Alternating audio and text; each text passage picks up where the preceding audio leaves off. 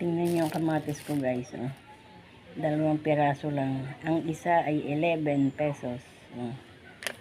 Ayan. 11 pesos ang isa. Ang mahal. Ba, oh. 11 pesos ang isa. 2 yung binili ng lola nyo. Eh, di 22. Ayan. 22. 150 raw ang kilo guys.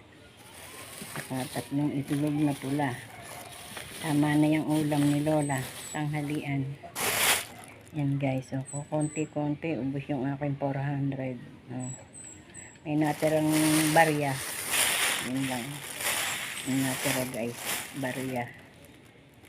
Ay, nako. Sandali lang ang pera. Ubus na guys.